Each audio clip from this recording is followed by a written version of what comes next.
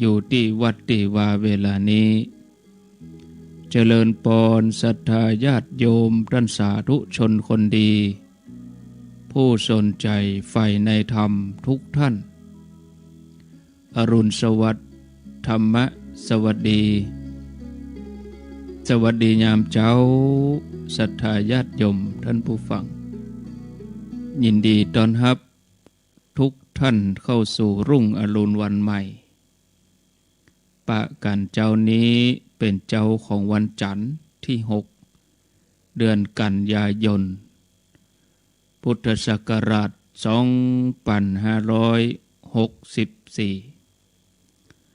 วันนี้เป็นวันเดือน11เหนือแฮม14ค่ำวันนี้เป็นวันเดือนดับ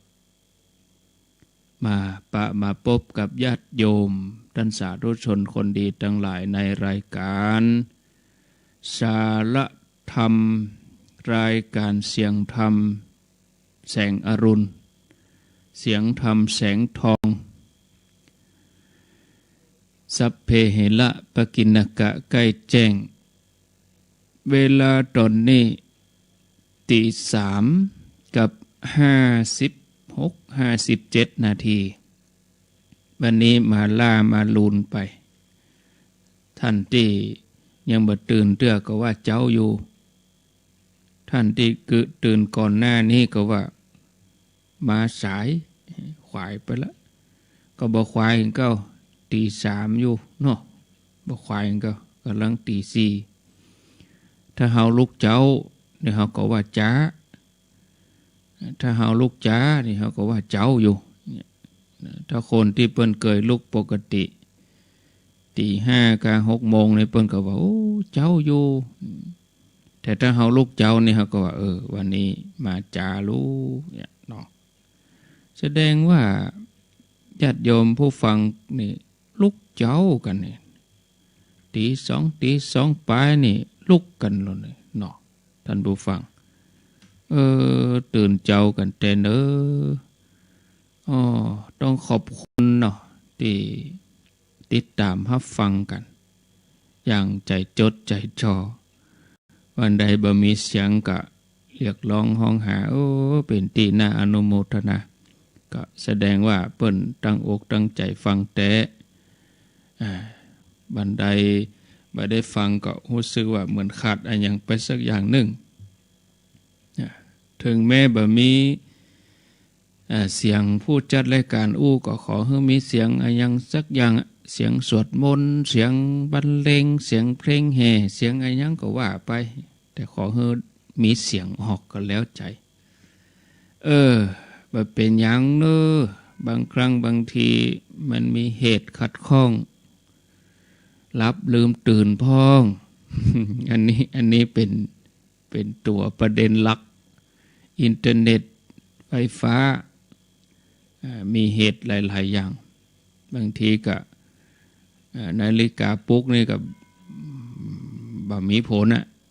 เพราะว่าบางทีรับไปสะดุ้งตื่นแถมคำปฐมันถึงสปริงขึ้นเลยเอาละคนเท่าเลยนี่เวลาเฮาเลยนี่เวลาเฮาจะต้องมานั่งรู้เดี๋ยวนี้ดวงจิตของญาติโยมกระแสจิตถ้าจะเฮงเนาะใจจดใจจ่อรอท่าไม่ได้จะมายิงตรงมาเลยปัดสะดุ้งตื่นเลยหวามเลยปัดโทษมันได้แล้วนี่ก็บางทีว่าขอรับต่อสักน้อย4 โมงนึกว่าบ่ใจรายการตัวเก่าขนาดจัดตลอดแต่นั่นวันนี้ความผิดพลาดอยู่ที่อาตมาบ่ได้อยู่ที่เทคโนโลยีบ่ได้อยู่ที่อุปกรณ์อะไรอย่างใดๆทั้งสิ้นอยู่ที่ตัวเฮานี่แหละนะเพื่อบ่ให้เป็นการเสียเวลาหลายจันทร์แล้วที่ตุลุงเปิ้นบ่ได้มาเนาะวันนี้ก็จะได้ถวายเวลาให้เปิ้นเฮ็ดกรรมสำหรับรายการธรรมะภาคภาษาไทยใหญ่ตุลุงส่วนธรรมภาพเองก็จะไปสวดมนต์ทำวัดวันนี้วันพระใหญ่เปิ้นประมาณตี 5เกิ่งเพิ่นมาเข้ารายการแถมกรรมเนาะขอขอบคุณอนุโมทนา รายการต่อไปก็ฟังตุลุงโอเนอร์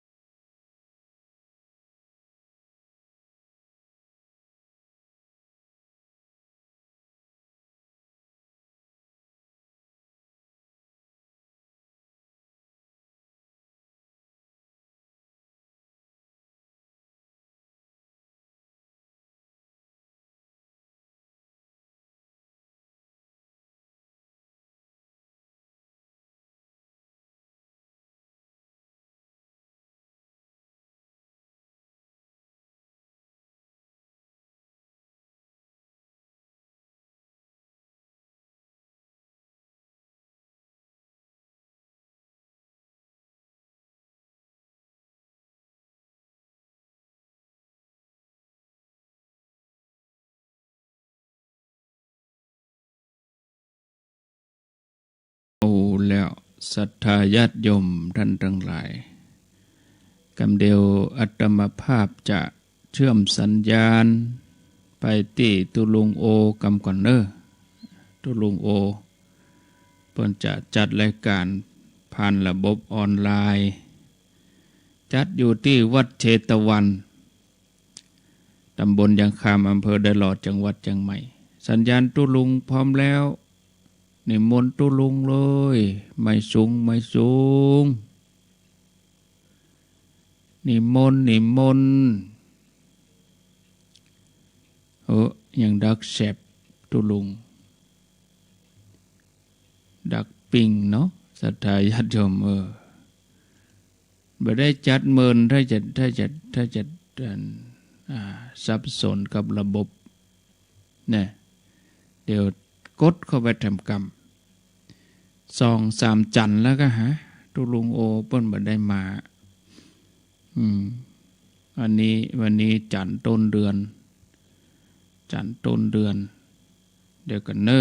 ศรัทธาญาติโยมอาตมาก็ได้ต่อสัญญาณก่อนต่อสัญญาณรอสักกรรมหนึ่งท่านผู้ฟังญาติโยม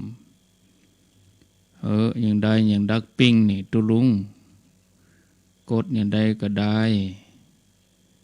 อินเทอร์เน็ตบ่ทำงานกะ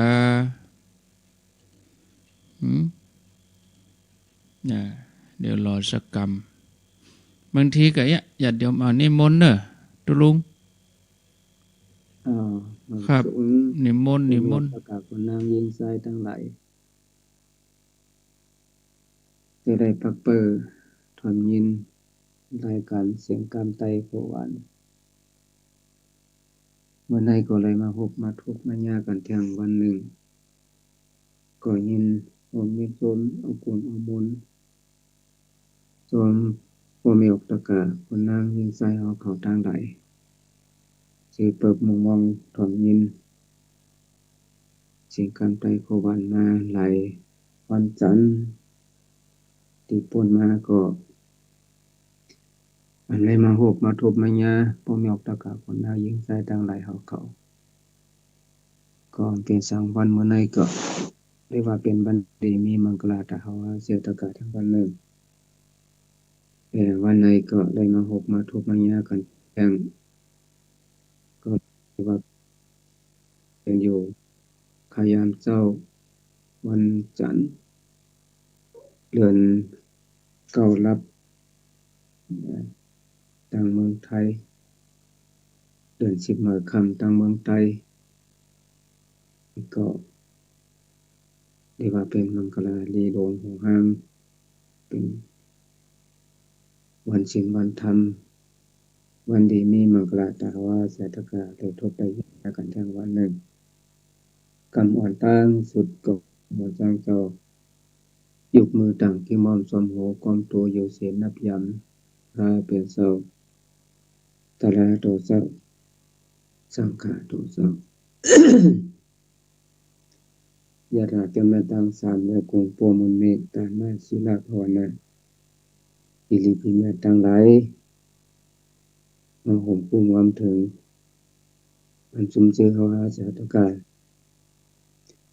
เลยพักเปิดถอนยิน ยินทำพวาน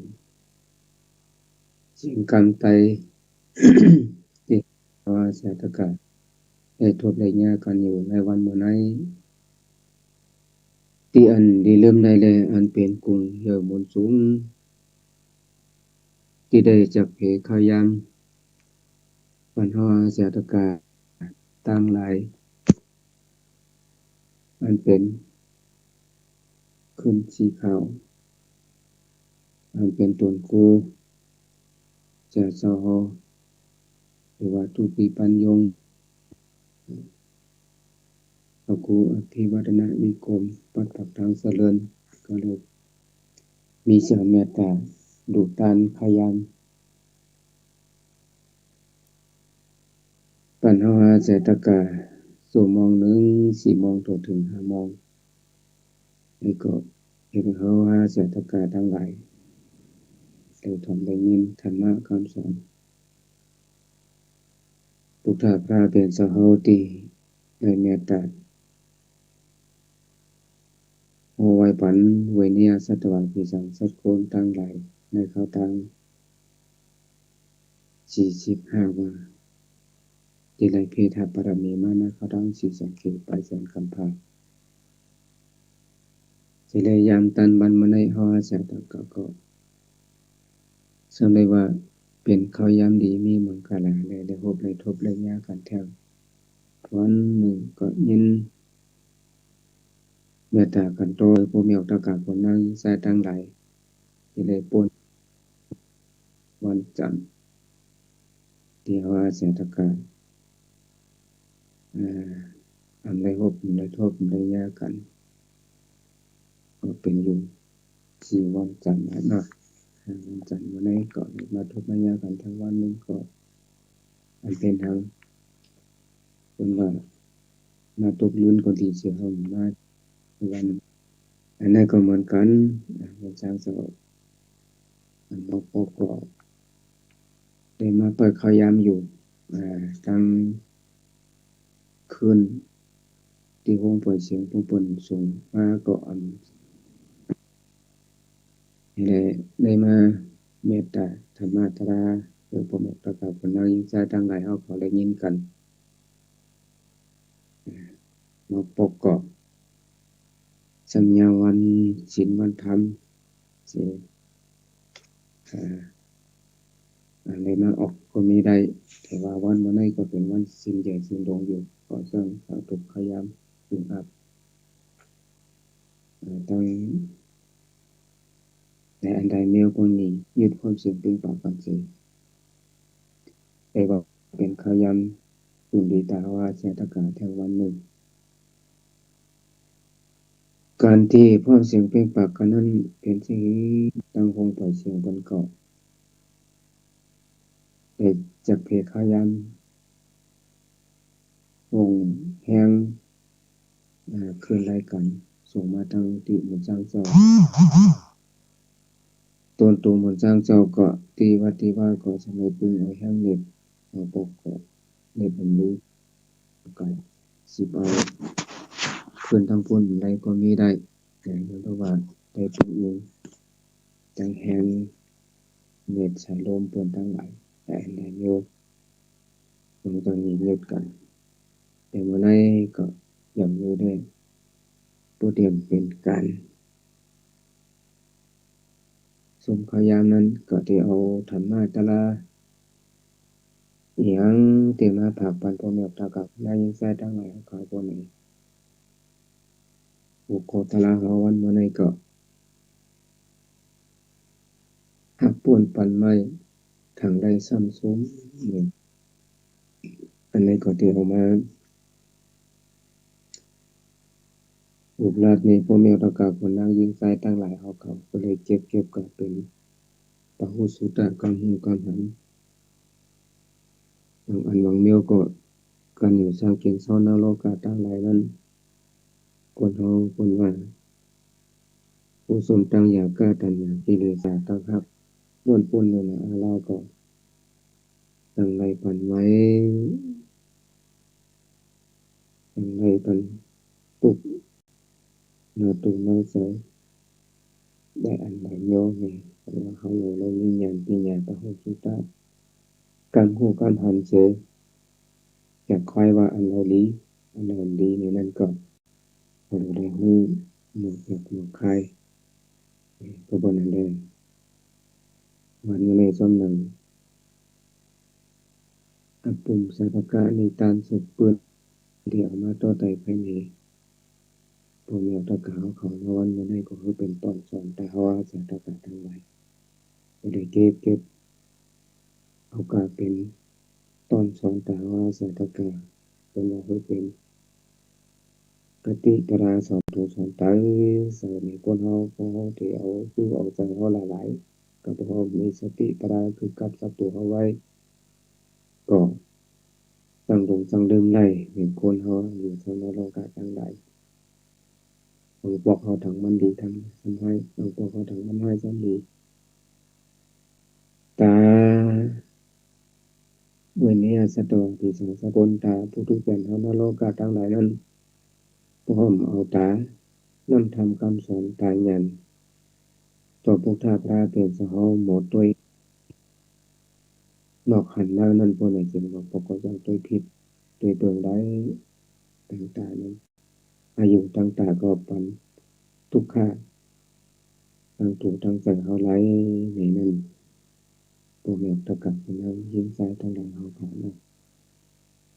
ลงเลยกินกะเกิดกับวันเมืองแหลกไหลเป็นมาปีหนึ่งเลยปีหนึ่งวันหนึ่งก็อันเหมือนกันแหลกไหลมาปูมือปูวันกันอีกวันจริงในโลกาต่างหลายอันห้องมือน้องมันถือก็เป็นมาได้อันเขาคาได้อยู่ก็เป็นยานตัวยานเสือเขากับผมมีก็เป็นนั่นแหละอันน้องฮับ สัญญาณเฮากะเฮาป้องลาอยู่ทั้งวันก็สัมมาสัมพุทธสัมใส่เอาติ๊กๆอย่างนั้นก็อันสาลีถึงทั้งมันก็สัมเปได้อยู่กายกินกาฮับกายให้สัญญาณอยู่มาปูนกาเป็นผีเป็นเลนเป็นข้าวเป็นบันเป็นย่านก็ปานนั้นแหละสมองหัวโคตะลาตินผักไว้เมื่อไกลว่าหักป่นปันไว้ทางใดซ้ำซุนอันนั้นก็วันเมื่อไหร่ออกมาตัวอย่างในสัตตกัสตัวนั้นไหน เป็นสื่อมีสังหูมือผู้ปอกเนเมืองหลวงโกสัมพีนั้นมีสถีหลวงล้วนเนื้อมีลูกสาวคนหนึ่งลูกสาวคนนั้นก็ตั้งหางดีหางงามโอ้หาตีเสตีไม่มีเปิ้นว่าเมาผีหันโปเมาคนเอาหันซ้ำโปเมาเลยว่านั้นตั้งหางดีของมันนางตั้งหางดีนั่นก็อย่างที่ว่ากันนะเป็นปุเปสากัน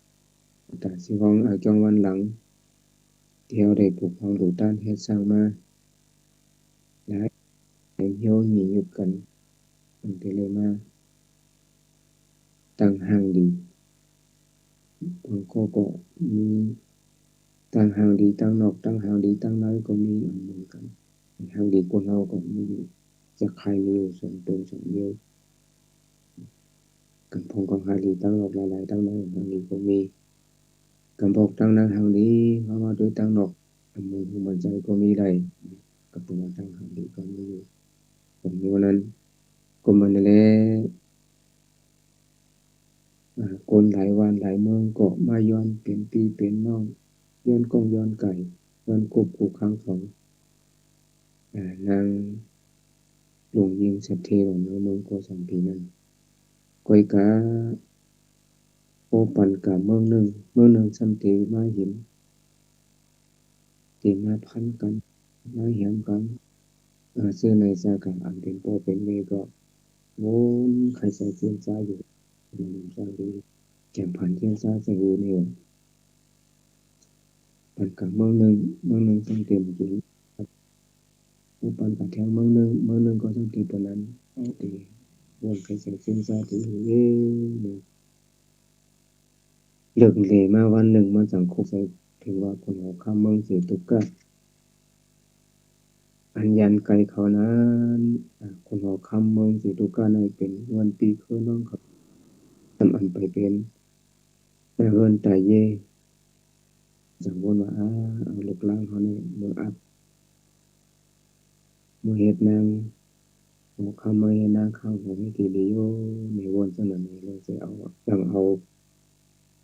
นางลูกสะเทเมืองโกสัมพีเนี่ยใส่โวหามใส่เข้หามลงนั่นแหละเดี๋ยวล้อมหัน ออกกลางคันกลางคืนปลูกบนหูนั่นก็ยอมหามกระส่งเมื่อยามกลางค่ำกลางคืนนั่นสิเขาก็ไปการหลายวันหลายคืนจนตัวเขาต่างวันไกลกันเลือกเดมีวันหนึ่งเมื่อจำถึงเว้งสีตุกกะนานเขาก็ไปขับหลงไม่หลงตกไม่ลอยไม่ลอยตกถึงกลางวันพบคำก็ยังไปตุกกะได้เอ็นนานเสียยาวเขาก็สังเกตขึ้นปังลือนอนเนื้อเถิน ถ้าเหมาวันต่างตัวตั้งนั่นสิเช่นตั้งอันเขาเตไปการนั้นย้อนตัวญาติเถินรัดคือญาติจุมเขาก็มาข้าวตั้งไก่นะอะไรเลยกินหื้อดูใจถอนมันเสียมาผลกินข้าวกินพักมาลือไว้ที่นั่นเถินลงที่เราทนไม่ลงนั่นเอง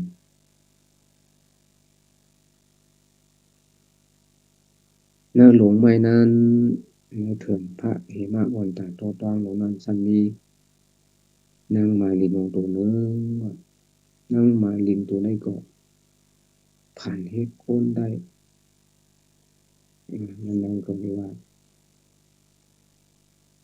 มีบารมีญาณซ่อนกัดแขนเดียวหนึ่ง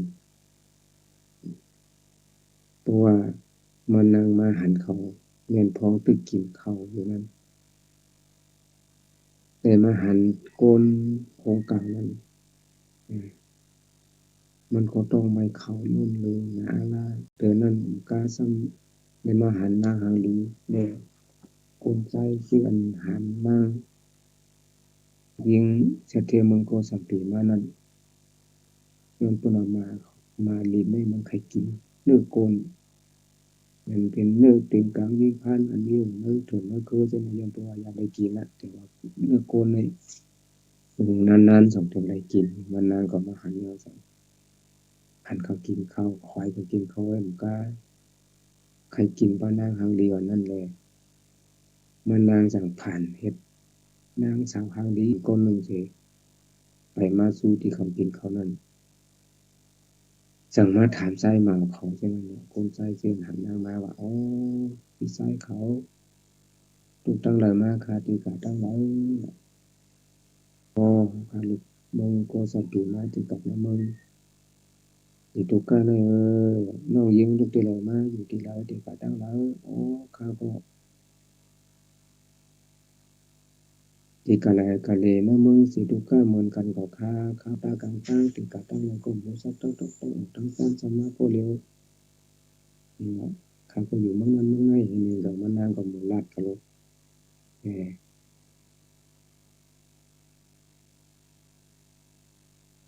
ข้าก่อมสายยนนอนเฮ็ดแขกต้มพี่ไส้เขาเองบอกคืนหนึ่งได้เอาพายุพูดนางปกกังเลยมากก็ผ้าปังเมืองแดงมากพนังสองใจสองคอยลูกกาสิบข้าวต้านกาย้อนพูดนั่นเลยคนทรายซื้ออัน พันนางหางดีไอ้ซ้ำมีเจ้ามีผู้สำมาก็เลยสำมาย้อนนอนเออเป็นครูเป็นกิมเขานั้นเขาก็ดูรายการเป็นหยังคนตกตับพวกตังเขาก็หมู่มองเลยนางไปถึงแล้วคือแล้วนั่นนี่ตีปึงตีอิงก็ได้หรือขันนอนจอมเฮาก็ได้นั่นก็ใครโฆษณาเฮาก็ได้นี่เลยนะว่านะอันนั้นนางมาลีนั่นจังที่ว่าอ๋อเขาเป็นนางยิงคาโลตีนอนจอมเปียวเขาที่ก็วันนอนจอมก่อหนึ่งนอนจอมก่อหนึ่งในสันติมีได้ก็เป็นสำนึกมีซีซ้อมนางยิงดุติเลยมาหมูนอนจอมก่อไปสมตาจอมอยู่ในมันก็เป็นรถเถิดแล้วเคลื่อนลงใครจะเป็นเจ้าหนังคาเป็นนางยิงตัวนางยิงก็การย้อนนอนจอมจะนางเจ้าไหลก็โยวัด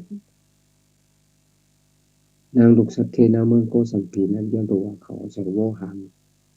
เอาผ้าลงมากางเป็นเจ็ดสั้นนอนแล้วโวหารเป็นตัวนั้นนางฮังลีนาอะไรนางเขนโวหารนั้นที่นั่นแล้วเขาก็สั่งปันมานางมาลีนั่นนอนจอมในเขตในโวหารจำนางฮังลีตรงนี้ลูกยิงสัตเทนาเมืองโกสัมพีนั่นเองเมื่อยามขาสองก็ไปนอนรับไปสองก็อุดโผโขมมนจอมกันเป็นไรอีกตรงนั้นนะแล้วก็ทางอันเถิมถึงมากลับขึ้นมานางมาลินก็โปหลอมหลอมหลับเป็นโคยักษ์ใหญ่ยามตายแบบนางตุเวียงสะเทในเมืองโกสัมพีนางฮังเรียนนั่นคือเอาจีนเป็ดเชียงบนมดเสียวตอนนี้เป็นรถเป็นสังมาก่อนไปคือบ่เสียงจริงด้วยจริงเพียงมนุษย์มันนางก็ถึงขนาดเมืองเลี้ยงมามันจะผ่านสร้างให้เป็นนางห้างดีกว่าเหมือนนางลุงยิ่งสะเทในเมืองโกสัมพีทีเดียวคนนั้นเป้านอนเป้าอยู่จริงเขาไม่งอตกเช่นนั้นคนที่หันนางมาเช่นนั้นก็ประกอบเรื่องเห็นก็ถึงมาพระปังก็มึงนางยาวขอสังกัดถูกตัวว่านั่นปล่อยเลยหันนางห้างดีกว่านั่นนางลุงยิ่งสะเทมันก็สัมพีเนี่ยกูว่านางมาเรียนนั้นผ่านเช้าเป็นแล้วเหมือนนางอยู่ดีก็เลยเขาสั่งถามว่านางยิงก่อนนั้นวันเสาร์หน้าคำว่าคารุก็ตั้งใจคาราอันนั้นนางมาเรียนไม่แจ้งว่าอ๋อมันไปมันนอนรับลูกเจ้าเป็นเพราะว่ามันนางบอกเขาบาดเขาว่ามันดูกาเต็มเศร้าเต็มเจียวว่ามันลูกกาเต็มขนาดเจ้าอ่ะมานอนเห็นกำนี่นอนรับฝันนั่นเห็นมันน่าก็ลูกกาเนี่ยนางมาเรียนนั้นผ่านช่างว่าไว้นะก็เลยควรจะในเขากลมหูเขาก็ทำว่าเป็นสนางลูกสะเทเขาว่ามันผ่านช่างมันเหมือนดีๆแล้วไปทางมันเลยนี่เป็นอันนี้ก็เขาสิตามเอาหน้าเสียผ้าตั้งกันเมื่อถึงเมืองสีตุกาเตกำนานเขาก็ยองว่าอาโลปูมือถึงแล้วเมืองสีตุกายาวอ่าเขาคงหันมานางเหมือเอาห่างดีเด้เขาก็ว่ามาหันก็ยองอ่านพอมาหันก็ยองอ่านคนเอาคำก็ตุ้มซื่อมาด้วยหน้าด้วยตาหน้าหางเดียนั้นก็จะบ่ตอบตึกๆว่าเลยคนเอาคำก็ยันว่าอาโลการปรมีก็เรียนเต้ยันว่าเป็นคือปีคือน้องกองไก่กันจำอยู่ไก่กันเต้เป็นลูกเศรษฐีนะมันก็สัมพีที่เอาไม้ให้เป็นนางหอกคำนางข้างหอกนางหันวันนี้คนเอาข้างก็ปุถกสมหลงสมหลังแต่คนเอาข้างเต็มหูเจ้ามาเป็นนางมาดินผ่านสร้างเฮ็ดเป็นนเมืองศรีตุกานานสัมยังมีปุ่งนาโมหลงที่ว่าตักโดยปีต่างกาลานางวันนางมือพอเป็นหือมีชื่อในโมหลงที่โมตักโดยปีต่างกาลานั้นย้อนว่ามันหู้คนเฮาพอเป็นสังเป็นคนเป็นแนวสังมันโมหลงนั่นอืม เป็นอย่างตั้งกัดตั้งแขนมันก็กัดแขนคนหอกคำก็ตั้งคนเมืองสิทุกการนั้นก็เลยจะอื่นทิ้งปืนมันก็เหลวนั่นน่ะมีอย่างมากก่อนเมืองต้นกาสุยงเก่ามามีสิ่งมากก็เลยปืนมันก็เลยรู้ได้ยินว่าคุณสัทเทเมืองโกสัมพีเขาหาหมอนั่งยิ่งลูกหลานนั่งเฮาดีมาสร้าง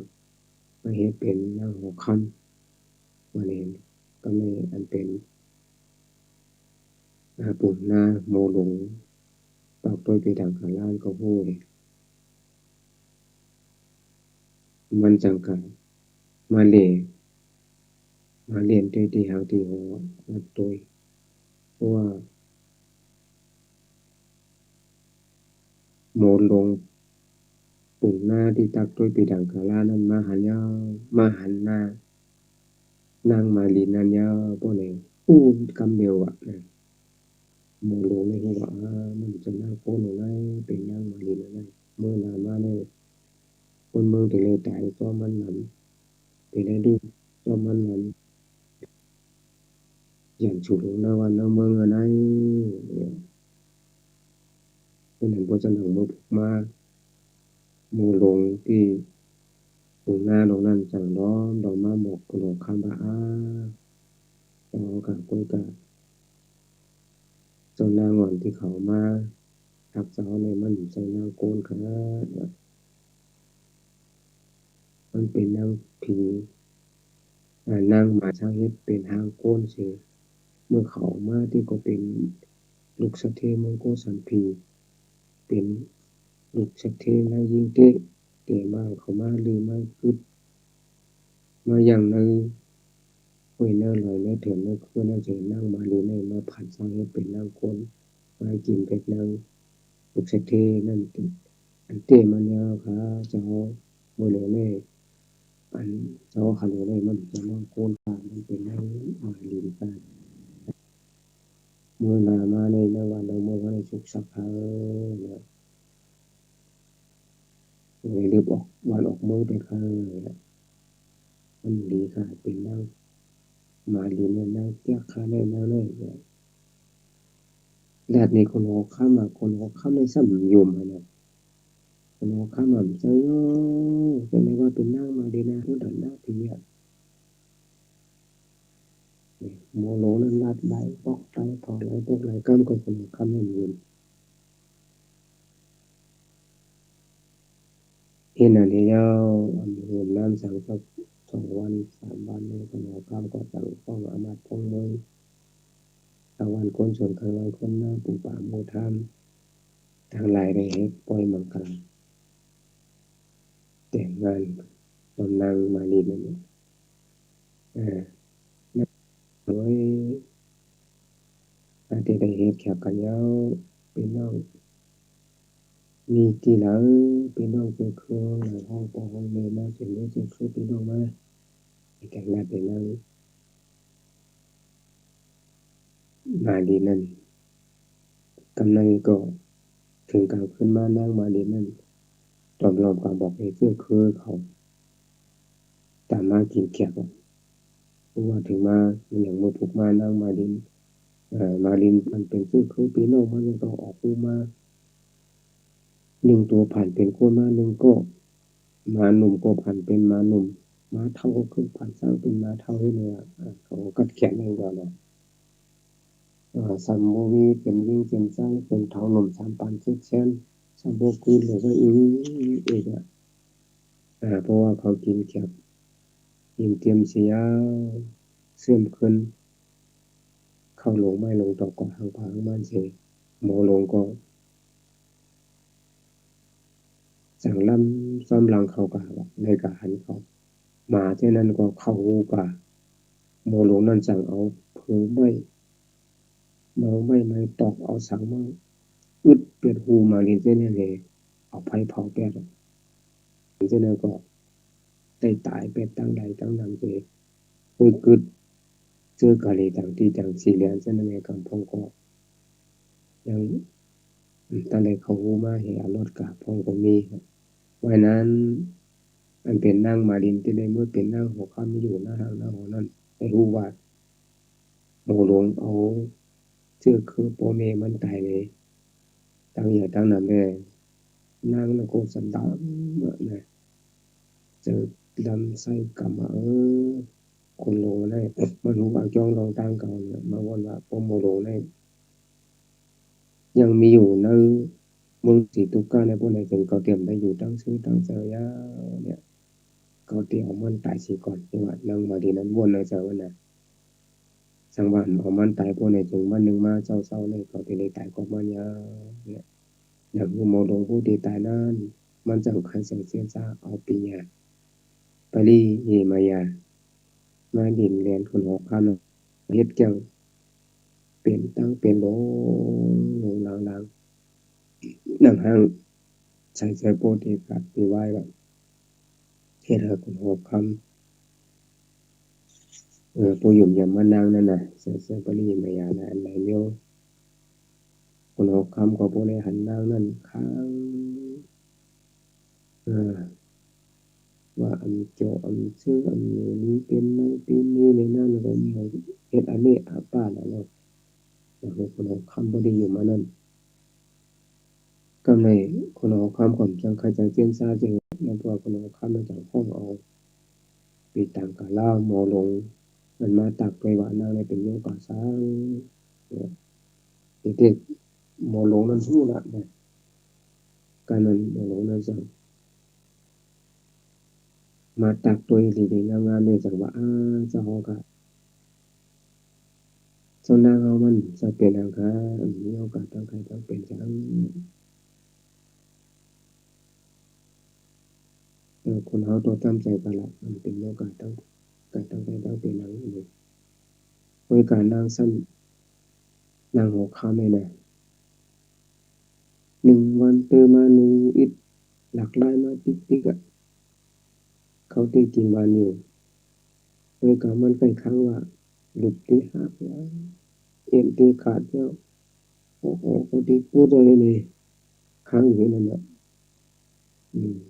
บางคนเขาคำตัวได้พูดตันตีตายอ่ะนะเต้นเสีปิดตั้งอยู่ในนั้นเฮ็ดอะไรป้าเราหนังคนเขาคำตัวตีดูบ้านเอ็นตีขาดมือไปแล้วตีตายจังตายในข้างนี้ตัวคนเขาคำคนเขาคำเขาสันถามว่า หมู่เพิ่นมาในผู้ว่านางเป็นตั้งเป็นจังได๋นางอยากได้เป็นนางเป็นนางเอาไอ้สังยากินอีหยาสังนางก็จะบอกว่าโอ้หมู่เพิ่นเราก็อยากเป็นอยู่ครับยังกินยาสิหือโอ้ยาอันข้างนอกนางเราอยากกินอันเด้2 3 ปีเขาสิหาปานใดก็ก็พักก็ผลของคันนั้นฮักพุ่นน่ะอะไรสังว่าสิหาอะไรอยากสังเวลานั้นน่ะเขาได้จำใส่สมุนหมดอยากใจตันที่เขาดีๆเอาให้มันแล้วก็ให้เป็นเจ้าคนของความรู้ผมมีการรู้ตัวมาคุณถึงปฏิภาณเนี่ยเราเข้ามาเนาะว่าจำในนางหัวคำมาเนาะเนี่ยต้องถึงภาพเอาหยาบเลยผู้ลงเราแล้วผู้ว่าตั้งเพียงผู้ที่หายที่ดีกว่าเอาโคเสเขาแล้วก็เขาดีฮัดอยู่เนี่ยคนเราเข้ามานะออกมาแล้วนะแต่หากกลมเราในจังหวะว่าก็เองก็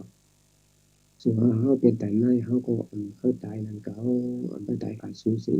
นั่นก็ไม่ว่านะได้ยินการเปรตใส่สุราษฎร์มาที่เขาเนี่ยดังนั้นก็เป็นไม่หักยินชมขอบใส่ที่ได้ขยะโดยกล่าวขอใส่สูในเตยินพวกเขาได้กินสุสันติตายเอาอยู่ในมือคนในก็เดี๋ยวเตมีใส่จุ่มมนชื่อหรือละ นี่ว่านางมาในนั้นทั้งนั้นแต่น้องเขาก็มาก็มาได้หูสักอันป่อง3 หูนั่นอันป่อง5 หูนั่นนี่ว่าเนี่ยนางมาเรียนนี่นะใครกินหูสักที่มันป่อง5 หูนั่นก็เพราะว่าได้กินหูสักที่ป่องยา5 หูนั่นยาวตัวไหนจริงโยกะเขาสั่งที่หายที่เย็นอะไรก็ไม่คนออกคำ อันทางสีแต่ที่ได้ยินการพอตกประมาณสิติเตมันคนออกคำทางอันเป็นเลยเต้เลยว่าก้อยหนังเก่าอ่ะคนออกคำก้อยว่าไปกินหัวใจห้องก็ห้องเอาปัดช่วยกินได้เลยเนี่ยก็มีโอกาสจะได้แค้นเรื่องอะไรไปในหน้ามันก็บ่าออกมาได้แหละใครกินหัวใจตีนี้หาหูนั่นมีโอกาสได้นางสมาได้กินหัวใจเต้เต้เลยคนออกคำว่าพวกกำมือหนึ่งกล่าวว่าโอ้สูตีกินหัวใจที่ห้าเต้เองเนี่ยเอาหน้าแปดอกคนออกคำนั่นสิแท้ว่าเพราะว่าอันใดกินหัวใจอันปอกหาหูนั่นเอาเตียนไปรุ่มล่าสู่กูวันกูขึ้นมาหนังเอาเลยอยู่ซ้ำสูงเลยเอาเนี่ยกูสูงเฮ็ดจำการเอาละการสู่รัดมีเฮาเส้นนั้นเพิ่นให้สิชูหางแหนตามมาสาเฮาไว้ละไม่ได้เฮ็ดจังไห้ซื่อๆเท่านี้ล่ะคนเฮาคำก็ไปจังต้องขึ้นกรรมที่นางมาลีนั้นลาบมาศักดิ์สิทธิ์ของสุกรรมนี่เอ๊มันก็ใครจะเจียนจ้านะพวกเฮาก็อยู่ในป่าเหี่ยวๆเฮาหมอใส่ถุงซื่อเสียแต่ใหญ่ได้อยู่มุดอยู่มองเสียยินมองใส่ครอบสูอันลืมสูได้เนี่ยนางมาลีนั้นว่านะบางทีแกได้เลือกนางครั้งขอมาเสียเตมวนเตซื้อเตือนนำมาเลยเสียมันเฮาอยู่เฮามีก่อนแล้วเนาะเลยว่าผมมันอันนั้นเราขอเนินสันติวาสอย่าไปว่าจังนั้นโอ้นี้สูก็เพราะว่าเฮาในเหมือนทางอันนี้สามันก็อยู่เป็นสิ่งอะไรก็รอกรรมก่อนนะได้ไปให้เตียนแล้วแต่ว่าได้ก็รอกรรมก็เหล่านั้นก็นั้นสั่งห้องมองลงมาฐานด้วยว่าคนเอาข้ามไม่นะสั่งห้องมองลงตีต่างกันมาฐานด้วยว่านาเมืองคนเอาน้อยคนเหล่านี้หัวใจปองข้าหูมองลงจังเอามือมันตบหัวอกมันเสียเลยญาติคนเอาข้ามบักคนต่างเมืองอันนี้ผาอันหัวใจปองข้าหูนั้นไม่มีกับเนี่ยที่เตี้ยมันก็ใครกินหัวใจมอลงปุ่งหน้าที่ตักที่ทางกระดานนั่นแหละที่จะมันแขวตายไปเพราะว่าโมโลยังมีอยู่นึงมันที่หัวมันที่นางมาลินมันจะนางโก้ในกันมันไปกินก็สูจังป่องหาหูนี่เนาะโมโลนั้นโยนช่วยจับปีทางกระลาโมเสมันจังเลี้ยงคนเขาขั้นซับจึงทำว่าพวกนั้นเขาสัมผัสได้ที่ดูดาโมโลมันเคยกินก็ปล่อยมันกินให้แน่เนี่ยโมโลกันนะโมโลอำเฮ็ดไรเมื่อไรเป็นที่พึ่งเขาลงเป็นที่เขาพึ่งอิงเป็นที่คนตั้งหลายพึ่งอิงเพราะเมื่อตายกาเสียสัมติเราเสียในจีกาจะอยากเขาละไอ้หมอคำพอลงถ้วยสังใหญ่ๆยาวๆเสีย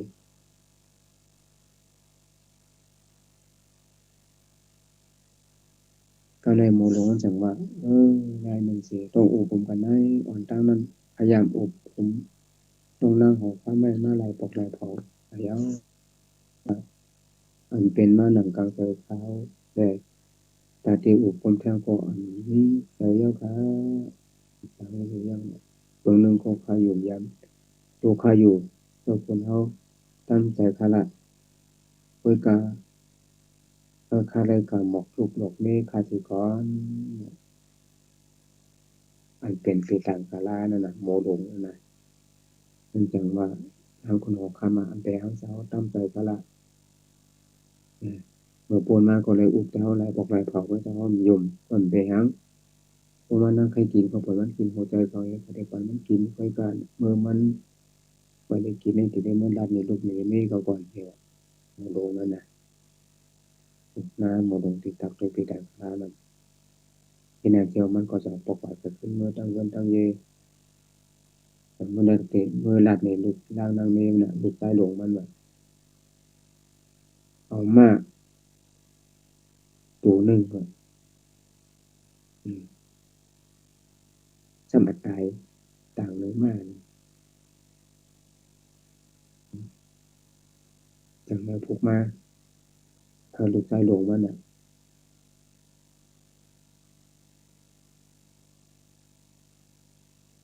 ขี่ม้าให้ตัวหนึงเอาปลาต่างมาตายใช่เนื้อม้านะตัวหนึงอ๋อเอาม้าต่างมาตายไปเอากระต่างตัวตายตรงหน้านั่นน่ะสังว่ามันตายแล้วสังว่าอ่ามันจุกเอาโหเจอมันนั้นปันนั่งมาลินกินแล้วก็ได้จริงคือมันอ้ายตัวหนึ่งกระต่างขับตัวโปมันมาเนี่ยโปมันลัดนี่ลูกใจมันมาไว้หนาเมื่อเอามาสิต่างตัวตายเก่ามานั่นเพิ่มมาถามว่าอยากไปลัดโตหรือโกะเนี่ยอยากไปทักเสียงมันติ่มและลัดความสังโกะลัดเป็นลูกมันเป็นสังใจมาจากนั้นเพราะว่าสังใจมาจากนั้นมันก็จะเข้ากันหน้าหัวนั่นเองจังก็เขาผ่าเอาโหเจอมันสินั่งมาลินกินไว้ตัวนั่งมาลินได้กินเสียมันนั่งก็จุ่มซื่อๆว่าคงไม่ตายละนี่นะมันหางหน้าหัวหน้าหน้ามือในนี้มันเก่าก้อยคนเดียวเลยมันจุ่มอารมณ์มันกว้างเลยก็โหเราอยู่มาเป็นเสียทางเปลี่ยนมันก็ขายก่อนเป็นเสียงว่าอันนี้จุ่มซื่อเป็นอย่างเราถูกมาลูกชายหลงลูกชายหลงมันอีโปมันลาดันก็ต่างออกมาจะเลยมาต่างเอาตัวตายอูเขาอ่ะนั่งมาดินนั่นหาเสียจังวางใจอ่อนนั่นน่ะมันโปตายเมื่อเดียวตายจังเอาไว้แน่ๆไปที่ได้แน่ก่อนที่เจอโคนนะหอนะกับพังไปเด้อถูกใจเราไม่คนตักเสียงเอาโอมันต่างมาเสียงออกกานั่งมาดินนั้นซัมโปหูอ่ะนั่นน่ะนั่งมาดินนั้นหูปูถูกใจมันอันดัดการสังเสียผู้ขออำหมอตายเห็นนั่งมาดินนั้นหูลูกมันก็สั่งเข้าเจอออกปีเนี้ยตั้งใครจะเกี่ยนซ่านั่งมาดินนั่นนะมันโปตัดการมันดีนี้เดี๋ยวมันน่าจะผ่านเฮ็ดคนเท่าอยากเท่าเราก็มันอยากคนผ่านคนหนึ่งสิเอาพักกีมให้ว่าเอาพักหมีเนี่ยพักกีพักหมีเนี่ยนะปาดโถมันไปเลยเปิดทายอยู่เห็นเสียงต่างนั่นน่ะเธอเมื่อลูกใจโมลงเอาพวกมันต่างมากเห็นมานั่นมันต่างรัดตัวบ้านอ๋อใจอ่อนเมื่อที่ก่อนทั้งนั้นเมื่อเชื่อพักหมีเขาเลยพักหมีพักกี้เขาเลยกับปกกาซ่อมแร่ลูกใจโมลงนั่นก็ตักเสียงกันวันนายเท่านั้นสมาแถวใจอ่อนใจอ่อนเอากาซ่อมแร่กามันก็กำเอาปฏิปันหลายๆนะลูกใจโมลงนั่นก็กลุ่มเคยจุงมากับไผ่นาทิติกกำนันนายเท่าที่นั่งมาดินผ่านช่างให้เป็นนะซ้ำให้เสียป้องซ้อมเราไส้อ่อนนั่นกับทิติกอ่ะโอ้กำเขาในเป้มาให้เขาตีกินก่อนนี่เอาพักดีพักที่มาขายก็เป็นทอมคนนำซิมเอาไม่ให้เลย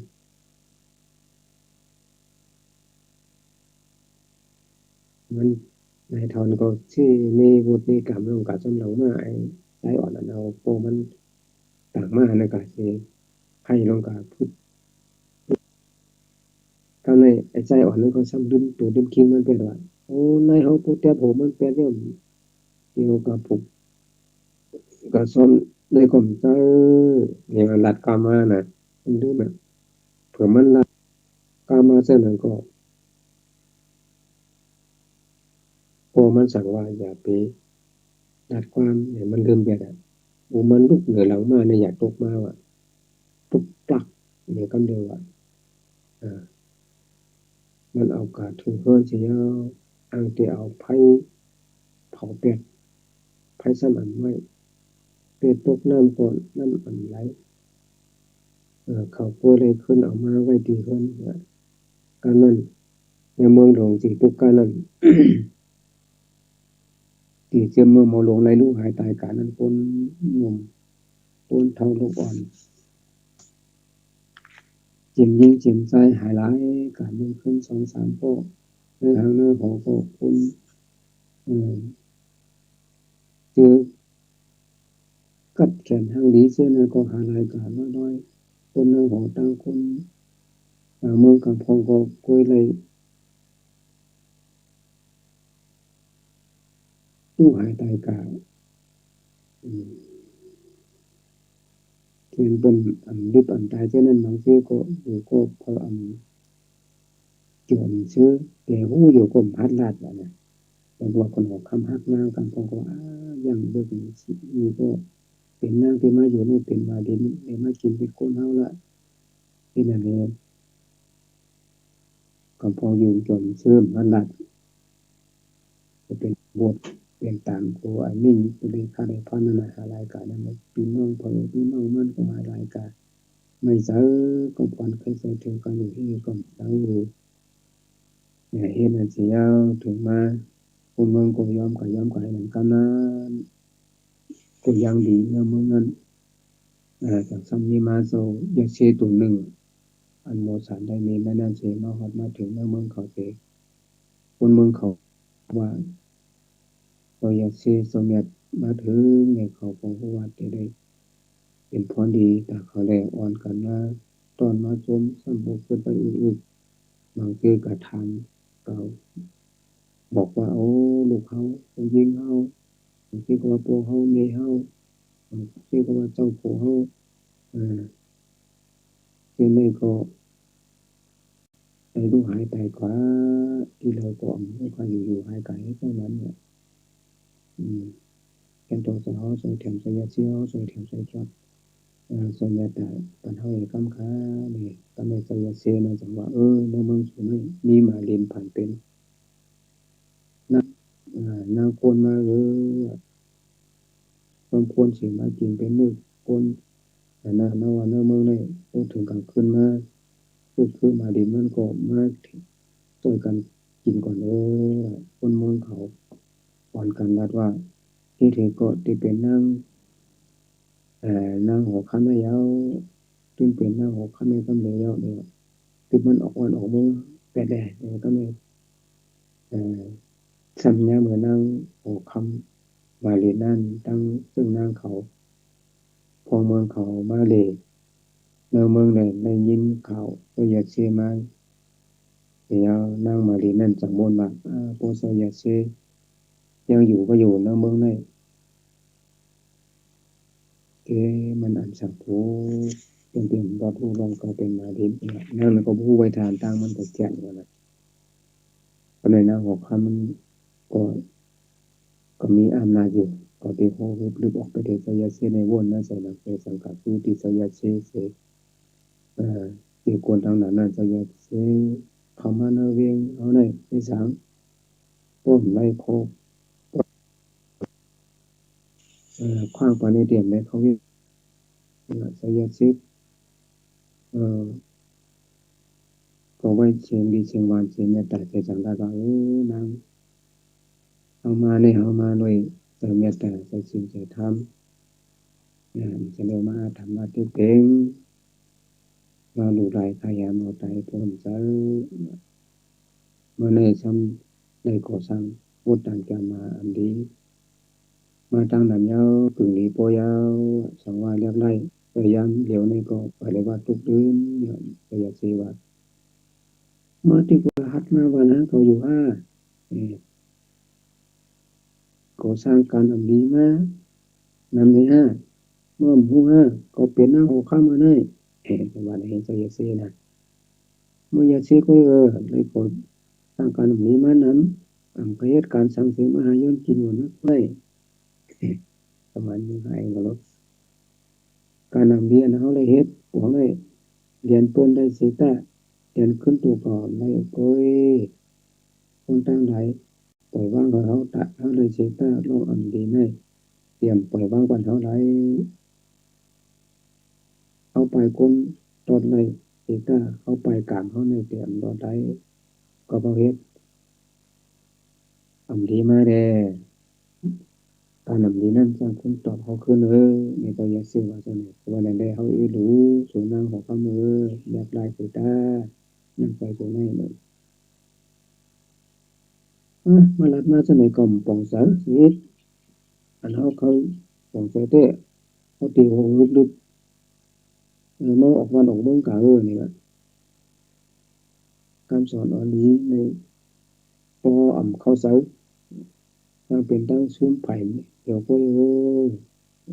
อยากเสียว่านะตัวคำสอนอันนี้ในปออ่ำเขาเสาในตั้งเป็นตั้งซุ้มไผ่เดี๋ยวอ้อมเขานั่งในดูในซุ้มนั่งเทวารู้ผู้นั่งอันพร้อมก็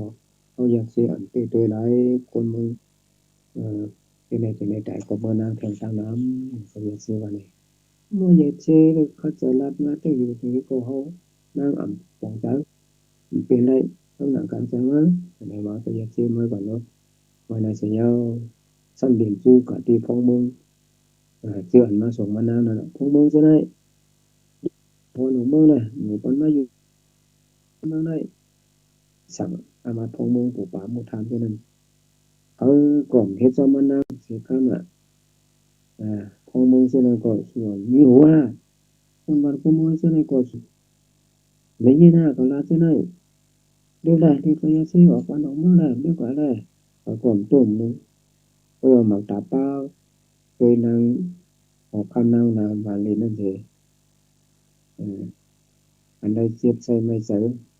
một trà tiếng tăng ma thì họ lại đu hải đại cả của mình nào này con mương này nó hiện là nhau con mương có để xếp sở mấy sở chơi là về dọn một đồng đây tại cả cột mình nào này có biển mình này ạเขาสั่งเอาค้อนโป้มังนั่งมาดีนั่นเองพอเป็นเดือนเป็นอย่างกับตอนเดียวเมื่อยามมานั่งเอาตัวหูตัวนั่นน่ะจากเย็นเป็นมาดินกับตอนเดียวน่ะตัวตายมานั่งนั่นน่ะผู้ว่าเขาโปตายก็เย็นเป็นมาดินกับตอนเดียวคนวันคนสวนคนนาคนเหมือนคนเมืองก็เลยหันตกใจได้ตื่นโลเจ้าคนเจ้าคนหัวค่ำก็ได้มาหันละเป็นนั่งมาดีนงที่นั่นว่าก็อยากเชื่อสังว่าอันนี้จะเราเขาติดใจมันอยู่ก็มันอันยืนมือมาเลยอันจังให้รู้ว่าในเจสันเป็นกาเอาตีมันเศร้าอยู่น้อยลอยเป็นพระเฮนังตาตัวตั้งมันยาวคำนั้นคนหกคำในผู้ว่านั่งเนมันตายเสียจากเหตุมาตัวว่าตั้งเต้ก็เป็นมาดินเมตุหนึ่งเขียวเหลี่ยมปัจจัดลงเสียนอนตายอยู่โอเลือดอยู่นั่นเองเลยลิ้นนั่นเองหอกคำขึ้นวนเงินการโมโลนั่นสิเขียนเสียลายโมลงนั้นมันเสียลายโมโลนั่นอยู่เจอพวกขาลูกขาขัดก็อันสังเกตหรือกล้วยไรก็พิมพ์กล่อมโมโลนั่นสิให้อยู่วันคืนเช่นนั้นแล้วในพวกเขามาด้วยหนังอับปุ่มสัตกาสิบปืนมีการตีตัวใจใครในปมอยากตะกับมันยิงใจทั้งหลายเขาของมานั้นผมว่าคนเขาในปกฮักปนก็สังปันไว้ทางใดซ้ำซุมันว่านั้นก็มาด้วยหนังคนหัวข้ามนั้นเรียกว่าคนหัวข้ามนั้นอันนี้จะหมักตากะลาหมักตาปีญาในหันตัวหันตั้งห้างดีในตัวหันตั้งนอกหลายๆไปเดิมในหันตั้งเราเนี่ยอันเป็นหมูลงปุ่งนางในมาตักไปดังกาลาตัวลาดมีอยู่ก็ยังอยู่แต่ว่าคนเขาเนี่ยมาจังเป็นจังนั้นมีคนนรกาทั้งหลายนั้นแต่ทางที่ดีนั้นพอเลยเอาธรรมะตระนายุทธยาสาวมาเป็นเสียสมาครูบาสั่งสอนเขามีปอดมีชีวิตใส่คนสาวลามสาวผู้โสมีทั้งหลายนั้น ก่อนเขาสังที่ผู้สักว่าการดีอันใดเป็นการดีอันใดเป็นการไม่ดีอันใดเป็นกุศลอกุศลทั้งหลายนั้นเขาส่งเป็นโมสุกโมสีโมเดโมปืนโมแปดหาเสียนทางมันนั้นพอมาด้วยหนังคนออกคำนั้นอ่านว่านางมาลีนั้นเป็นนางหกคำตีหังดีพังดีว่าในเสตาบทก็โบกำดุนชุดมาก็ถึงไรแหลงใจที่ใส่ไว้ดังไว้ดุนเป็นนั่นพ่อแม่คนเมืองภาวานคนสงคนหน้าก็ไรดูหายใจกัดตั้งอย่าตั้งนำพวกมาด้วยนั้นจังหวะใจโลภาคนเท่านั้นมันก็ติดตึกที่อิ่มที่สุดที่เชียงได้แต่อยากาตัณหากิเลสนั้นที่เริ่มไม่เข้าไปมันก็เลยมาไม่ปาสิคือวันเมืองศาสนาอะไรอันใดเนียวอันไหนก็เรียกว่าเป็นนิทานสัตกะสึกปืนวันเป็นตอนสอนตาว่าเสียตะกะทั้งหลายเขาเตเฮ็ดสังเตเอาสังเอาใครได้สังทั้งหลายที่ไหนเขาก็เลยเอาสติสมัยกตรานั้นคือกับสัพตุสัพเสเขาตาที่อยู่ตาที่กินตาที่เฮ็ดที่สร้างนรกกทั้งหลายนั้นเขาบ่ถูกที่ถูกตั้งเขาบ่แม่นซ้อมขอบนำทำคำสอนพุทธะพาเปลี่ยนสาวก็เปลี่ยนที่สอนตัวสอนเจ้าพุทธเจ้าคนเมืองนรกทั้งหลายเขาก็มือเลยในหาที่ว่ามีการอยู่การกินนรกทั้งหลายนั้นนะกับผมใครว่าใครมีเหตุกับเขาว่ากับผมเขาว่าก็เป็นคนนี้เนาะปกติเจ้าหมอเจอจิริสาเขานะพวกนี้ถึงเขาสั่งไปพิตาว่าเป็นว่าอันนำเสรีมามีตราก้อยว่าโคขององค์จัดเป็นสิ่งนั้นคำนำมาก็สั่งให้ได้ไม่ใจก็มันก็เป็นได้ลูกหลานนางมีหางดีมีนำคือก็พอมีถัดตราคำเท่านั้นก็สั่งปันไม่ใส่มันก็เป็นได้นี่ก็เป็นอะไรตั้งไม่ใส่นั้นพอเอาธรรมะอย่าดีเสียว่ากระทานนันตันมันตรานำทำคำสอนพุทธะพระเป็นสาวนั้นมายศมายาพวกไหนจึงโยกาที่มันเป็นมาอยู่แล้วตัวให้สาวทั้งหลายนั้นก็เขาดีชุบล่างเปลี่ยนมันหมดสลายโยกาสังโยกากีทิสาอันจุดพอมุมห้างว่าเสียตะเก่าทั้งคำนังวันนันโตสะโมหะมานะทิฏฐิวิสาและอันใดโยที่มันพอมุมห้างของเสียตะเก่าทั้งหลายนั้นพอแล้วนำทำกรรมสอนเคยถอนธรรมะสอนตัวสอนเจอบนอันนั้นแหละมันจะเป็นเสียสมาครูอาจารย์ดีติยศยาปนวาเสียตะเก่าได้ดีใดแม่แต่ก็ได้ยังกาในวันเมื่อไหร่ก็มาผักผ่อนพวกเมตตาคนนายิงสายทั้งหลายเขาเนาะเพราะว่าเขายามก็สันติหามองละคนนั่นแหละการอันใดที่บนสร้างเจ้าในโตใดใครนี้กะที่มันอันถูกปูแม่นสารใดมันก็ดีปล่อยความวางปางกันที่เดิมมันจะมีพรดีมีด่วนมีแขนก็เก็บเอาเป็นตอนสอนจากสมาครูอาจารย์ที่จะได้เอาเสาดีกาก็ได้เป็นปะวุสุตากรรมุกรรมปิญญาแทงปิญญาปรมีแทงปรมีพวกเมตตาคนนายิงสายทางหลายเหตุว่า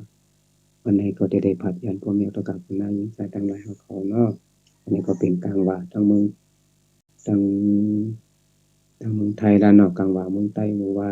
ก็เป็นเดินรับมือว่ามันก็เป็นมือคำทั้งนี้ก็เป็นเดินเก่ารับก็ผมอยากกับคนนายิงใจคนเฒ่าคนเกี่ยวเขาจังหวัดในก็เตะกำเป็นวันก้อนก็ติดฐานไปวันที่เยี่ยวก็ได้ในสันกันกองมือสู้ๆอักเสียงหักทำใส่ตัวใส่หลักตัวดังสาวตัวมันที่อะไรเป็นมีตาบอดเทคนิคปัน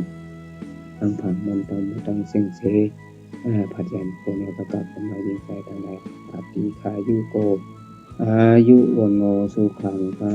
ลังภาวนาย้อนสู่กล่าวถึง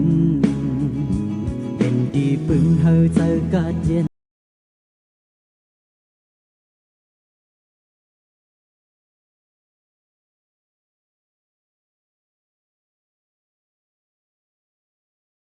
สัตปันเอวเมสุตังเอกังสัมมายังภะคะวาปาราณสิยังวิหารติอิสิปตเน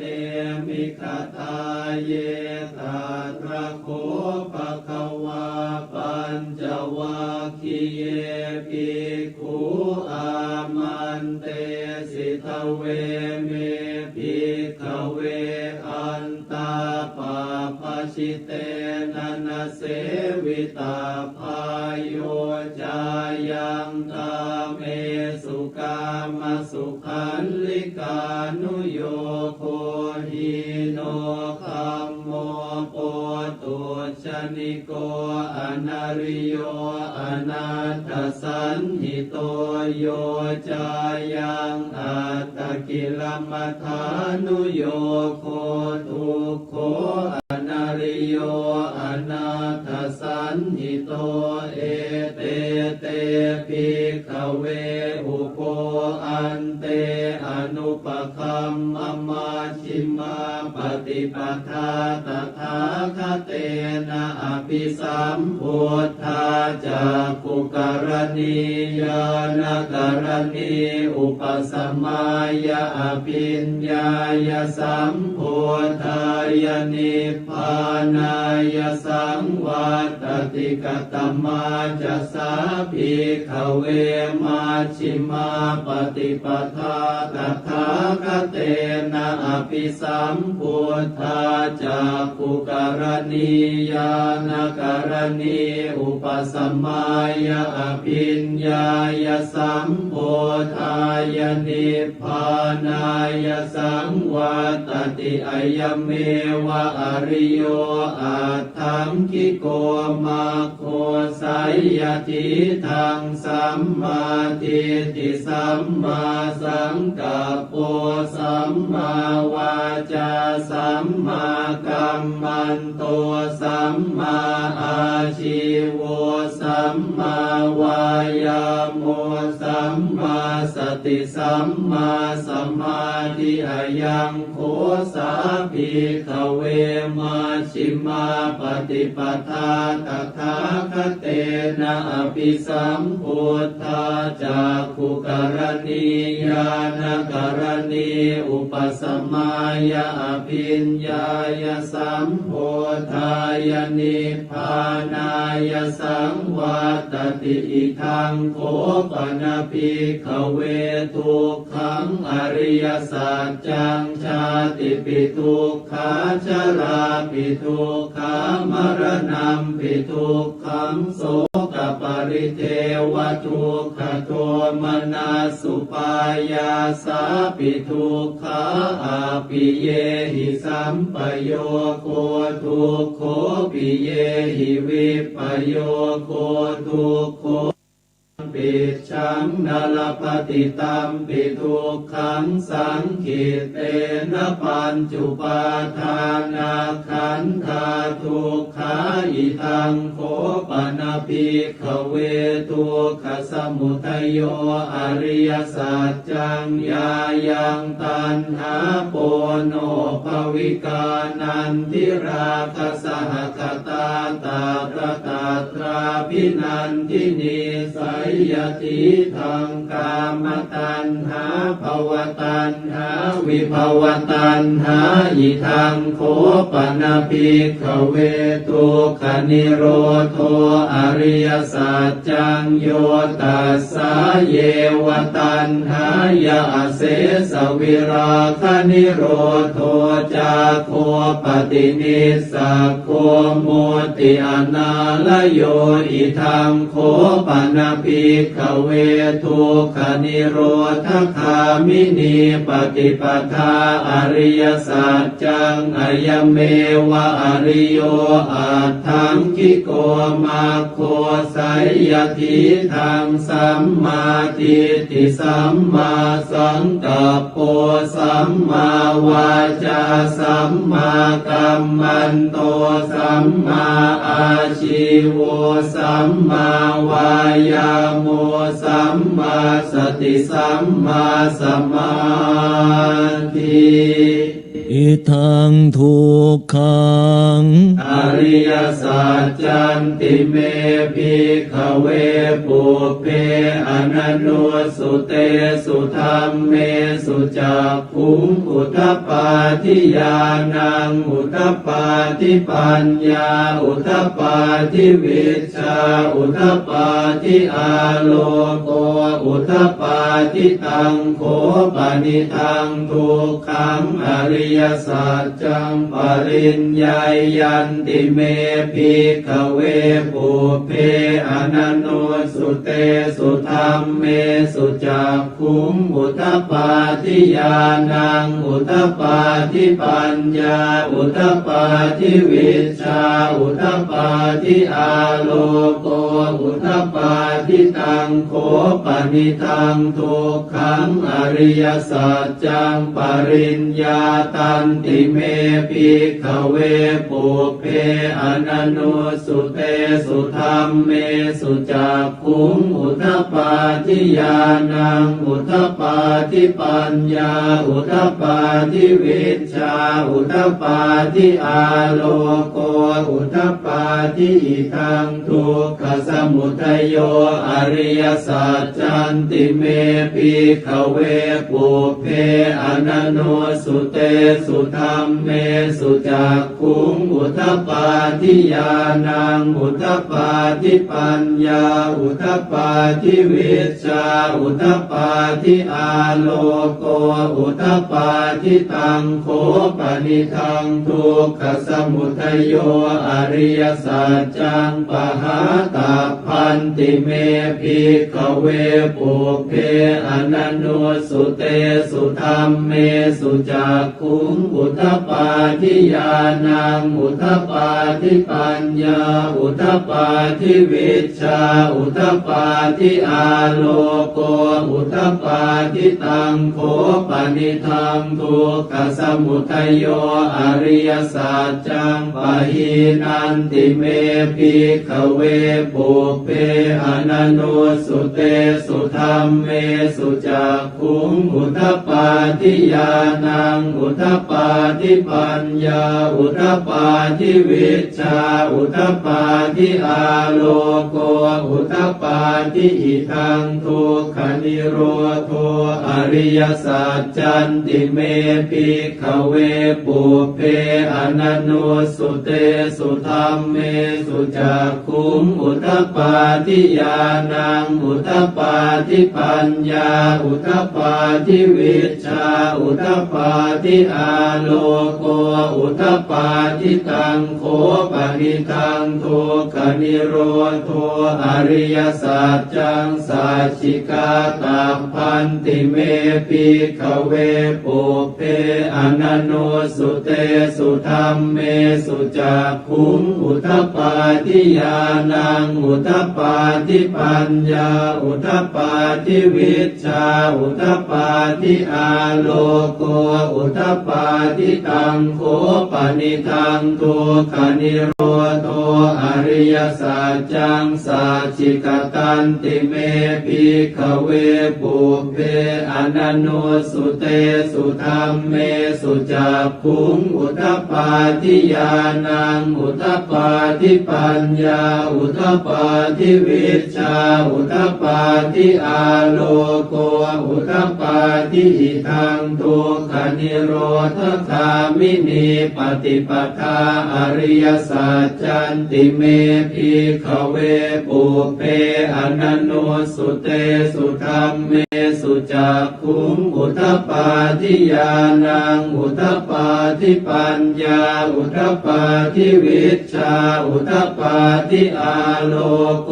อุทธัปปาทิตังโคปนิทังทุกขนิโรธคามินีปฏิปทาอริยสัจจังภาเวตัพพันติเมภิกขเวปุเพอนันโนสุเตสุธรรมเมสุจักขุงอุทธัปปาทิญาณังอุทธัปปาทิปัญญาอุทธัปปาทิวิชชาอุทธัปปาทิอาโลโกอุทธัปปาทิตังโค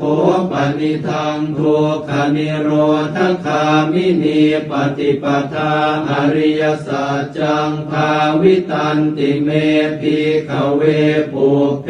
อนันโนสุเตสุธัมเมสุจักขุงอุทปปาทิญาณังอุทปปาทิปัญญาอุทปปาทิวิชชาอุทปปาทิอาโลโกอุทปปาทิยาวกีวันจะเมภิกขเวอิเมสุจตุสุอริยสัจเจสุเอ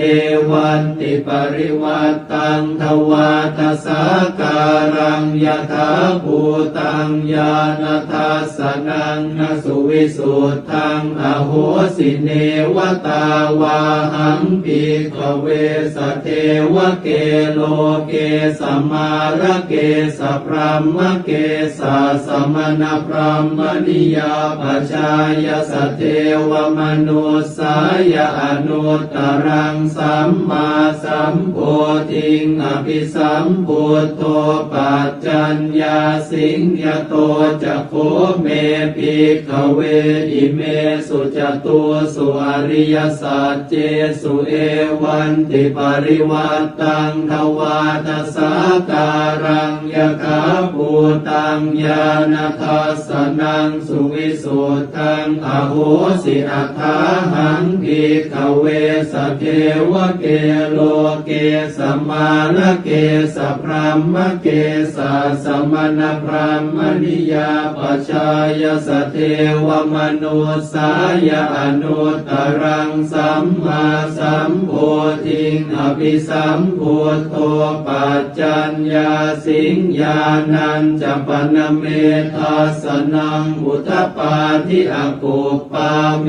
วิมุตติอายมันติมาชาตินาติธานิปุนาภโวติอิธรรมโวจะภควาอาตมนาปัญจวัคคียาภิกขุภควโตภาสิตังอภินันทุงอิมาสมิงจะปนวัยยาการณาสมิงพันยมาเนอายาสมโตโกนทัญญาสวิรชังวีตมลังธรรมจากขุงอุทธปาทิยังกินจิสมุทัยธรรมังสัพพันตังนิโรธธรรมันติปวัตติเตจะภควตาธรรมจากเกภูมิมาเทวาสัทธมโน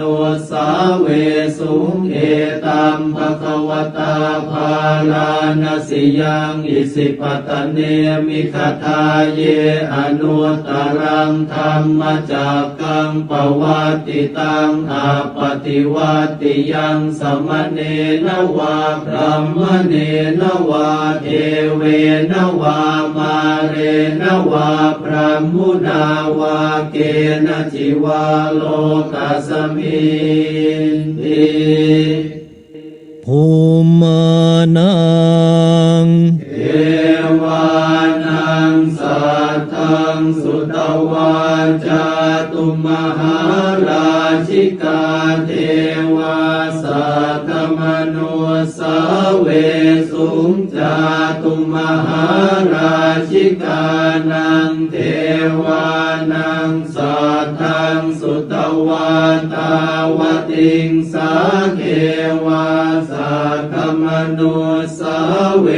สุงตาวติงสานังเทวานังสัทธังสุตวายามาเทวาสัทธมโนสาเวสุงยามานังเทวานังสัทธังสุตวาตุสิตาเทวาสัทธมโนสาเวสุงตุสิตานังเทวานังสัทธังสุตวานิมมานรติเทวาสัทธมโนสาเวสุงนิมมานรตินังเทวานัง สัทธังสุตวะปรนิมมิตวสวัตติเทวาสัตตมนุสเวสุงปรนิมมิตวสวัตตินังเทวานังสัตถังสุตวะพระมกายิกาเทวาสัตตมนุสเวสุงเอตัมภควตาภาราณสิยังอิสิปตเนมิกตาเยอนุตตรังธรรมจักกังปวัตติตังอาปฏิวัติยังสมเนนวาพระมเนนวาเทเวนวามาเรนวาพระมุนาวาเกณจิวาโลกัสมินติ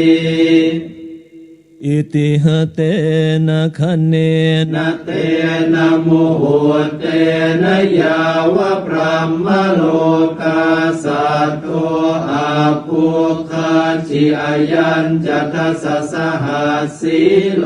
กธาตุสังกัมปิสัมปะกัมปิสัมปะเวทิอาปมาโนจะโอลาโลโอภาโสโลเกปาตุระโหสิอติกัมเมวะเทวานังเทวานุภาวังอัตโคภควาอุทานังอุทานเนสิอัญญาสิวัตโพโกนทันโยอัญญาสิวัตโพโกนทันโยติติทังอายสมโตโกนทันยาสอัญญาโกนทันโยตเววนามังอาโหสิติเอาละศรัทธาญาติโยมท่านสาธุชนท่านผู้ฟังทั้งหลายกำเดียวรอสักกำเนอะก็ค่อยเปิดสวดบทแผ่เมตตาใหญ่เนื่องจากว่าคอมพิวเตอร์ที่อาตมานี่มีปัญหาก็เดี๋ยวจะปิดแล้วก็เปิดทำใหม่ประมาณสัก 3-4 นาทีเนาะก็เดี๋ยวปิกเข้ามาสวดมนต์แถมบทหนึ่งจนถึงเวลา 5:30 5:30เป็นต้นไปกับวันนี้เป็นวันพระวันศีลแล้วก็สุบตัดกับวันจันทร์วันจันทร์นี่ 6 โมงจะเป็นท่านพระครูสังวรศิลาภิลักษ์ก็นิมนต์เปิ้นจัดรายการวันเสาร์ที่ผ่านมาไปแล้วแล้ววันนี้ก็จะได้กราบนิมนต์หลวงพ่อพระครูปฏิภาณธรรมทินเจ้าวาดวัดพระธาตุม่อนจอมพ่อได้ดำเนินรายการตั้งแต่เวลา 5:30 จนถึงเวลา 7 โมงพร้อมกันนี้ก็ขอเจริญพรต้อนรับญาติโยมท่านผู้ฟังที่รับฟัง FM 106.50 สถานีวิทยุวิทยาลัยสงฆ์นครลำปางตั้งอยู่ที่ณวัดบุญยวาสวิหารเป็นประจำทุกวันตั้งแต่เวลา 5:00 ถึง 9 โมงอันนี้ที่ FM 106.50 ช่วง 5:00 นี่ก็มีหลายคลื่นหลายสถานีที่เปิ้นรับสัญญาณอยู่นำรายการนี้ไปสู่ผู้ฟังทางบ้านอาตมาภาพก็ขั้นรายการเนาะช่วงที่รอคอมพิวเตอร์นี่กำลังปิดแล้วก็เปิดทำไมพอดีมันปรับเสียงบ่ได้ญาติโยมมันเป็นไดหูกระด้างหมุนจนกดปรับเสียงจะได้ก็ได้คงจะต้องปิดแล้วก็เปิดทำไมญาติโยมที่รอฟังแต่เจ้าก็หลายท่านตื่นเจ้านะตื่นมาตี2 ตี 3เนี่ยไม่ได้ยินเสียงไม่ได้ฟังบางท่านก็เป็นวิตกกังวลยังได้เสียงบ่มีวันนี้บางทีเนี่ยศรัทธาญาติโยมมันมีเหตุขัดข้องบางสิ่งบางอย่างอันนี้ก็ยังเปิดตั้งแต่เจ้ายังมาออกแต่นี่ ยังหมุนอยู่นี่ศรัทธาญาติโยมนี่มันหมุนจนน่ะนะการประมวลผลนั่นเนาะการประมวลผลมันช้าหน่อยเอาละศรัทธาญาติโยมได้ละคำนี้เปิดละคำนี้คงจะได้คำนี้นะเอาสวดมนต์กันต่อเนาะเมตตาพรหมวิหารภาวนาโดยย่อเอวัมเมสุตังเอกังสัมมายังภควาสาวัตถิยังวิหารติเชตวันเนอนาถปิณฑิกาสอาราเมตตาระโคภควาภิกขุอามันเตสิภิกขวติปทานเตติเตภิกขุภควโตปัจจัสโสสุภควาเอตทะโวจาเมตตายาภิกขเวเจโตวิมุตติยาอาเสวิตายาปาวิตายาปะมุริกตายาญาณิ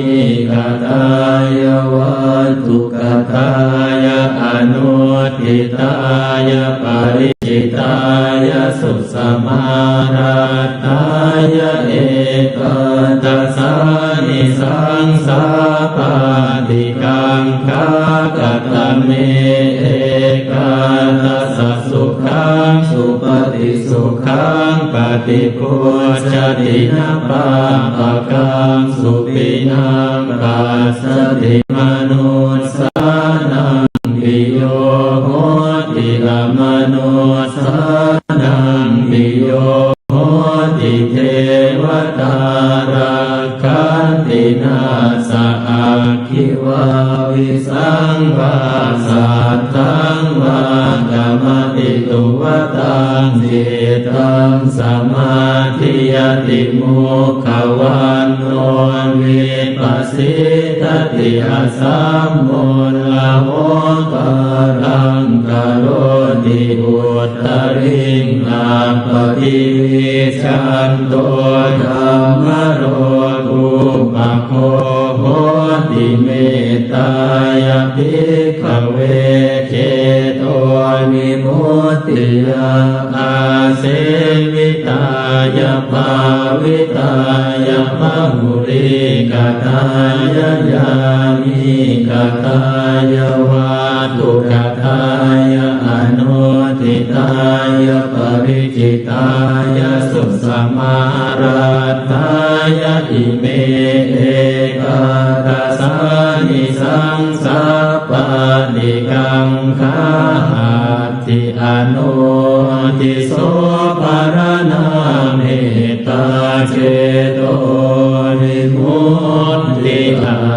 ติโอติโสภารนาเมตตาเจโตวิมุตติอาติทิสาภารนาเมตตาเจโตวิมุตติกติหาคาเรหิอนุติโสภารนาเมตตาเจโตวิมุตติกติหาคาเรหิโอติโสภารนาเมตตาเจโตวิมุตติกติหาคาเรหิติสาภารนาเมตตาเจโตวิมุตติปัญจหาคาเรหิอนุทิโสภารนาเมตตาเจโตวิมุตติสัตตหาคาเรหิโอติโสภารนาเมตตาเจโตวิมุตติทัสสหาคาเรหิติสาภารนาเมตตาเจโตวิมุตติกัตตเมหิปัญจหาคาเรหิอนุติโสภารนา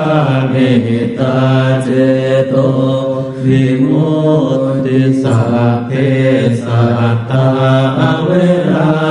ปยาปัจจานิฆาสุขี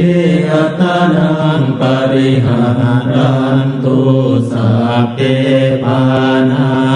เวราปยาปัจจานิฆาสุขีอัตนังปริหารันตุสัพเพปุตตาเวราปยาปัจจานิฆาสุขีอัตนังปริหารันตุสัพเพปุคลาเวราปยาปัจจานิฆาสุขีอัตนังปริหารันตุสัพเพอัตภาวะปริยาปันนาเวราปยาปัจจานิฆาสุขีอัตนังปริหารันตุอิเมหิปัญจอาการเรหิอโนติโสภรณาเมตตาเจโตวิมุตติกัตตะเมหิสัตตาการเรหิโอติโสภรณาเมตตาเจโตวิมุตติสัพพาดิติโยอเวราปยาปัจจานิฆาสุขีอัตนังปริหารันตุสัพเพปุริสาเวราปยาปัจจานิฆาสุขีอัตนังปริหารันตุสัพเพอริยาเวราปยาปัจจานิฆาสุขีอัตนังปริหารันตุสัพเพอนาริยาเวราปยาปัจจานิฆาสุขีอัตนังปริหารันตุสัพเพเทวาเวราปยาปัจจานิฆาสุขีอัตนังปริหารันตุสัพเพมนุสาเวราปยาปัจจานิฆาสุขีอัตนังปริหารันตุสัพเพวินิปาติกาเวราปยาปัจจานิฆาสุขีอัตนังปริหารันตุอิเมหิสัตตาการเรหิโอติโสภรณาเมตตาเจโตวิมุตติกัตตะเมหิทาสหการเรหิติสาภรณาเมตตาเจโตวิมุ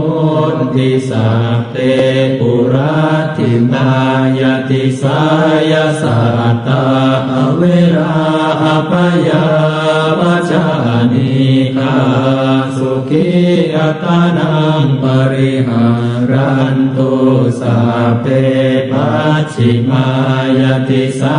ยสัตตาเวราปยาปัจจานิฆาสุขีอัตนังปริหารันตุสัพเพอุตตรายติสายสัตตาเวราปยาปัจจานิฆาสุขีอัตนังปริหารันตุสัพเพ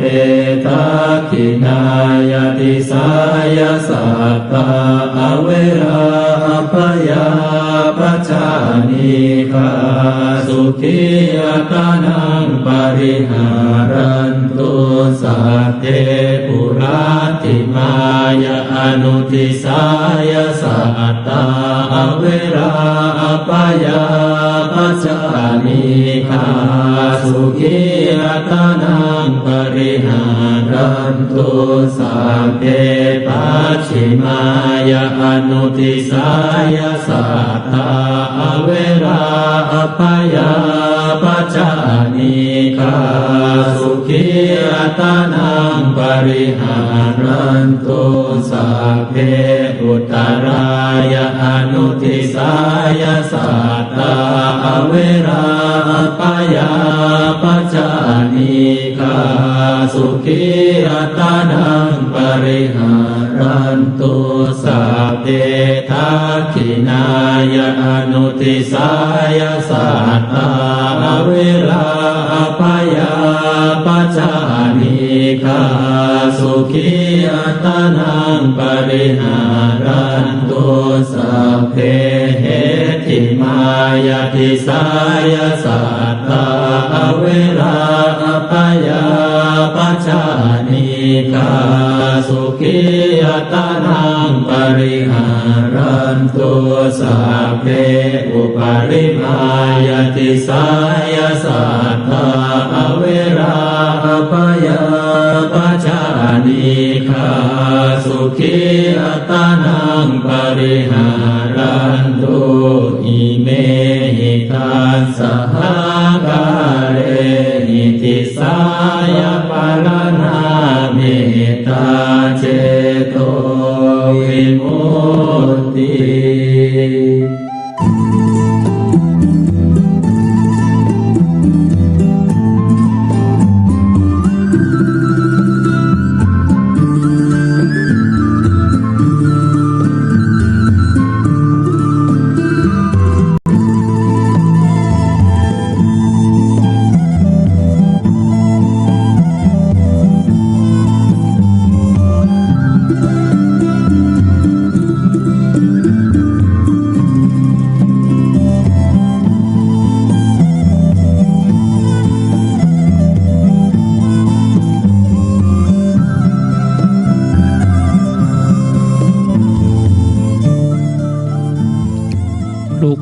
เจ้าตื่นตัว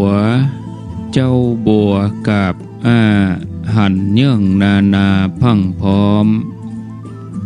ลุกขวายบ่อดันหนต่างกีดกอมก้าตัวบ่อด้อมปูนอายจุงเก่งเข้าไว้อย่าไปเฮือขวายต่อหน้าสบายจำไว้เนิดเจ้าจำไว้เนิดเจ้าอรุณสวัสดิ์ธรรมะสวัสดีสวัสดียามเจ้าศรัทธาญาติโยมท่านผู้ฟังยินดีต้อนรับเข้าสู่รุ่งอรุณวันใหม่